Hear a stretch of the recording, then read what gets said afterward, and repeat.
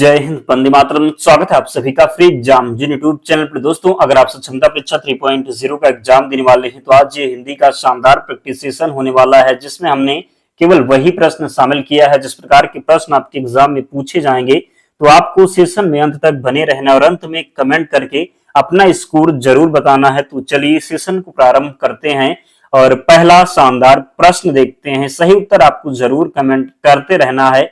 पूछा गया है कि अज का अर्थ नहीं है तो जिसका जन्म ना हो।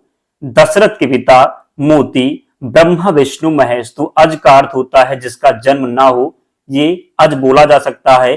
दशरथ के पिता को भी अज कहा जाता है और ब्रह्मा विष्णु महेश ये भी अज का अर्थ है, जबकि मोती जो है ये अज का अर्थ नहीं है। तो थर्ड ऑप्शन का चयन जिसने भी किया है सही उत्तर हो जाएगा। तो याद रखिएगा, अज का अर्थ होता है जिसका जन्म ना हो। दशरथ के पिता ब्रह्मा विष्णु महेश, तो गलती नहीं करेंगे। दूसरा प्रश्न है, अज्ञ का अर्थ बताइए। तो जो कुछ भी नहीं जानता हो, जो सब कुछ जानता हो, जो बहुत थोड़ा जानता हो, जो जानता भी हो और नहीं भी जानता हो। तो यहां पर आपको बताना है कि अज्ञ का अर्थ क्या होगा। तो अज्ञ का अर्थ यहां पर होगा क्या, तो जो कुछ भी नहीं जानता हो। क्या होगा, तो जो कुछ भी नहीं जानता हो। राइट आंसर फर्स्ट ऑप्शन हो जाएगा। अज्ञ का अर्थ होता है जो कुछ भी नहीं जानता हो।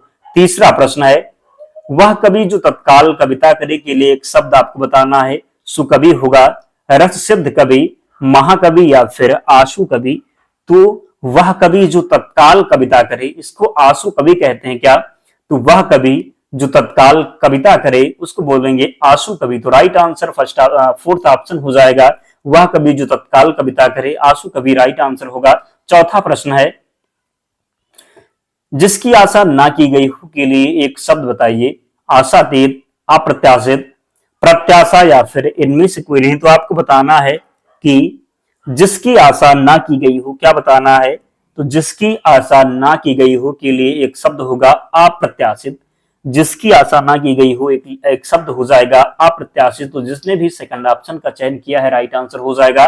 और जिन प्यारे दोस्तों ने अब तक वीडियो को लाइक नहीं किया है, निवेदन है आप सभी से जल्दी से वीडियो को लाइक कर दीजिए और चैनल को सब्सक्राइब करके डेली हमारे साथ जुड़े। विश्वास रखिए, अगर आप डेली जुड़ते हैं तो हिंदी में एक भी प्रश्न आपसे गलत नहीं होगा। तो अंत तक वीडियो में बने रहना है। प्रश्न है कि बिना पलक झपकाए के लिए एक शब्द क्या होगा। चकित, देखते रहना, विप्लव या फिर निर्निमेष। तो बिना पलक झपकाए को बोलेंगे निर्निमेष। क्या बोलेंगे, तो बिना पलक झपकाए का जो एक शब्द होगा ये निर्निमेष हो जाएगा। छठवां प्रश्न है, जो युद्ध में स्थिर रहता है के लिए एक शब्द क्या होगा। युद्ध स्थित, युद्ध स्त्री, युद्ध प्रेमी या फिर युधिष्ठिर। तो आसान है, जो युद्ध में स्थिर रहता है उसको बोलेंगे युधिष्ठिर। क्या बोलेंगे, तो जो युद्ध में स्थिर रहता है राइट आंसर हो जाएगा युधिष्ठिर। क्या होगा, तो युधिष्ठिर सही उत्तर हो जाएगा। सातवां प्रश्न है, कम बोलने वाला वाक्यांश के लिए एक शब्द बताइए। मितभाषी, मृदभाषी, बहुभाषी या फिर आभासी।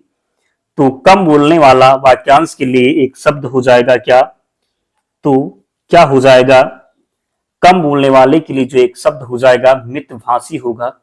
कम बोलने वाला वाक्यांश के लिए एक शब्द हो जाएगा मितभाषी। आठवां प्रश्न है, जो तौला जा सके के लिए एक शब्द बताना है आपको। जो तौला जा सके, अपरमेय, अनुमेय, परमेय या फिर विनिमय। तो जो तौला जा सके क्या बताना है, जो तौला जा सके उसको बोलेंगे परमेय। क्या बोलेंगे, तो जो तौला जा सके उसको बोलेंगे परमेय। याद रखेंगे। अगला प्रश्न है, जो ईश्वर में विश्वास रखता हो के लिए एक शब्द बताइए। आस्थावान, आस्तिक, विश्वासी या फिर आसुरी। तो जो ईश्वर में विश्वास रखता है उसको आस्तिक बोलते हैं क्या, तो राइट आंसर जाएगा जो ईश्वर में विश्वास रखता हो। सही उत्तर जाएगा सेकंड ऑप्शन के साथ आस्तिक का चयन जिसने भी किया है सही उत्तर हो जाएगा। 10वां प्रश्न है, सब कुछ जानने वाला के लिए एक शब्द आपको बताना है। सर्वज्ञ, ज्ञानी, महाज्ञानी या फिर जानकार। तो सब कुछ जानने वाले को क्या बोलते हैं, तो राइट आंसर हो जाएगा सर्वज्ञ। क्या होगा, तो जो सब कुछ जानने वाले को बोलेंगे सर्वज्ञ। अगला है, जो किसी विषय का ज्ञाता हो के लिए एक शब्द बताइए। अभिज्ञ, चैतन्य, विशिष्ट या फिर विशेषज्ञ। तो जो किसी विषय का ज्ञाता हो राइट आंसर हो जाएगा विशेषज्ञ। क्या बोलते हैं, जो किसी विषय का ज्ञाता हो उसको विशेषज्ञ बोलेंगे। 12 नंबर प्रश्न है, अपने सहारे पर रहने वाले के लिए एक शब्द बताइए। स्वावलंबी, आत्मनिर्भर, वरिष्ठ, आत्मविश्वासी। कल की वीडियो में हमने 25 विलोम शब्द देखे थे। क्या देखे थे, तो 25 विलोम शब्द। वो वीडियो अगर आपने नहीं देखा है तो चैनल पर जाकर के जरूर देख लें। इन 25 विलोम शब्दों से आपके एग्जाम में बाहर प्रश्न नहीं जाएगा, इसलिए इन 25 विलोम शब्दों को रट लेना। कल की वीडियो में हमने करा दिया है, तो जरूर देख लेना। यहां पर प्रश्न है कि अपने सहारे पर रहने वाली के लिए एक शब्द बताइए। स्वावलंबी, आत्मनिर्भर, वरिष्ठ या फिर आत्मविश्वासी। तो राइट आंसर होगा स्वावलंबी। अपने सहारे पर रहने वाले के लिए क्या हो जाएगा, स्वावलंबी होगा। 13 नंबर प्रश्न है, किसी पर विजय प्राप्त करने की इच्छा रखने वाला वाक्यांश के लिए एक शब्द बताइए। विजेता, जिज्ञासु या फिर जिज्ञासु। तो बताना है किसी पर विजय प्राप्त करने की इच्छा रखने वाला के लिए जो एक शब्द हो जाएगा क्या, तो किसी पर विजय प्राप्त करने की इच्छा रखने वाले जो एक शब्द होगा जिज्ञासु। क्या हो जाएगा, तो जिज्ञासु यहां पर राइट आंसर होगा। अगला प्रश्न है, कुछ खास शर्तों पर किसी कार्य को करने का समझौता के लिए एक शब्द बताइए। कर्मठता, वेलदारी, ठेकेदारी या फिर संविदा। तो कुछ खास शर्तों पर किसी कार्य को करने का समझौता के लिए जो एक शब्द हो जाएगा, राइट आंसर होगा संविदा। क्या होगा, तो कुछ खास शर्तों पर किसी कार्य करने का समझौता जो होगा, इसके लिए एक शब्द हो जाएगा संविदा। कुछ खास शर्तों पर किसी कार्य को करने का समझौता संविदा हो जाएगा। 15 नंबर प्रश्न है, जिसके पहले से कोई आशा ना हो। जिसकी पहले से कोई आशा ना हो के लिए एक शब्द बताइए। अप्रत्याशित, आशातीत, आशाजनक या फिर प्रत्याशित। तो जिसकी पहले से कोई आशा ना हो, राइट आंसर हो जाएगा अप्रत्याशित। जिसकी पहले से कोई आशा ना हो, एक शब्द होगा अप्रत्याशित, याद रखेंगे। 16 नंबर प्रश्न है, राज्य द्वारा निकाला गया आधिकारिक आदेश वाक्यांश के लिए एक शब्द बताइए। अधिनियम, अध्यादेश, अधियाचना या फिर अधिसूचना। तो राज्य द्वारा निकाला गया राज्य द्वारा निकाला गया आधिकारिक आदेश के लिए जो एक शब्द होगा अध्यादेश होगा। राज्य द्वारा निकाला गया आधिकारिक आदेश के लिए एक शब्द अध्यादेश हो जाएगा। 17 नंबर प्रश्न है, पैर से सर तक वाक्यांश के लिए एक शब्द बताइए। सिख नख, सिर पर, पाद मस्तक या फिर आपाद मस्तक। तो पैर से सर तक वाक्यांश के लिए एक शब्द हो जाएगा, क्या होगा, तो आपाद मस्तक यहां पर राइट आंसर होगा। पैर से सर तक वाक्यांश के लिए एक शब्द होगा आपाद मस्तक। 18 नंबर प्रश्न है, अनुचित बात के लिए आग्रह करने वाला वाक्यांश के लिए एक शब्द बताइए। दुराग्रह, अनाग्राही, दुराग्रही या फिर कुआग्रही। तो बताना है कि अनुचित बात के लिए आग्रह करने वाला, अनुचित बात के लिए आग्रह करने वाले को बोलेंगे दुराग्रही। क्या बोलेंगे, तो राइट आंसर हो जाएगा दुराग्रही, इसका सही उत्तर होगा। अगला प्रश्न है, अपनी विवाहिता स्त्री से उत्पन्न बात करेंगे। अपनी विवाहिता स्त्री से उत्पन्न पुत्र के लिए एक शब्द आपको बताना है, जरायुज, जारस, दत्तक या फिर औरस। तो अपनी विवाहिता स्त्री से उत्पन्न पुत्र को क्या बोलेंगे, तो राइट आंसर जाएगा औरस। क्या होगा, तो अपनी विवाहिता स्त्री से उत्पन्न पुत्र को बोलेंगे औरस। अपनी विवाहिता स्त्री से उत्पन्न पुत्र को क्या बोलेंगे, तो औरस यहां पर सही उत्तर होगा। अगला प्रश्न है, जो ज्ञात इतिहास से पहले का हो के लिए एक शब्द बताइए। अनैतिहासिक, ऐतिहासिक, प्रागैतिहासिक या फिर इनमें से कोई नहीं। तो जो ज्ञात इतिहास से पहले का हो, क्या होगा, तो जो ज्ञात इतिहास से पहले का हो, राइट आंसर होगा प्रागैतिहासिक।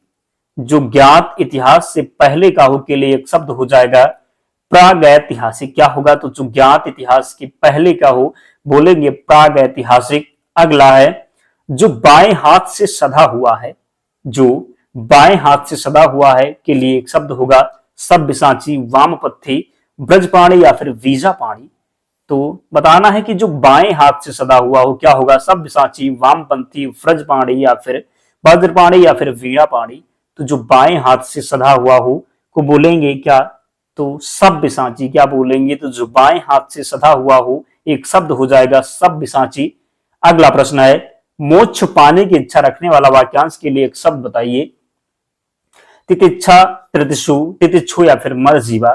तो मोक्ष पाने की इच्छा रखने वाला वाक्यांश के लिए एक शब्द हो जाएगा क्या? तो राइट आंसर हो जाएगा मोक्ष पाने की इच्छा रखने वाले को क्या बोलेंगे?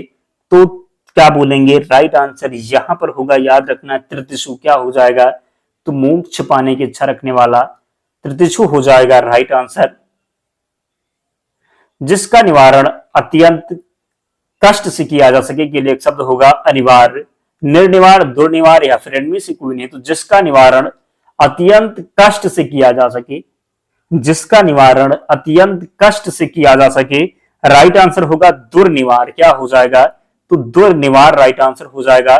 24 नंबर प्रश्न है, कान के नीचे लटका हुआ कोमल भाग के लिए एक शब्द होगा कर्णफूल, कर्णभरण, कर्णपाली या फिर कर्ण हो जाएगा। तो कान के लिए लटका हुआ कोमल भाग के लिए जो एक शब्द होगा, सही उत्तर होगा कर्णपाली। क्या हो जाएगा? तो राइट आंसर हो जाएगा कर्णपाली। कान के नीचे लटका हुआ कोमल भाग के लिए एक शब्द होगा कर्णपाली, याद रखेंगे। 25 नंबर प्रश्न है, जो पान करने योग्य नहीं है के लिए एक शब्द बताइए, अपथ्य, अभ्यक्ष, अवक्षय या फिर आगम या फिर अपेय। तो जो पान करने योग्य नहीं है उसको क्या बोलेंगे? तो राइट आंसर होगा अपेय।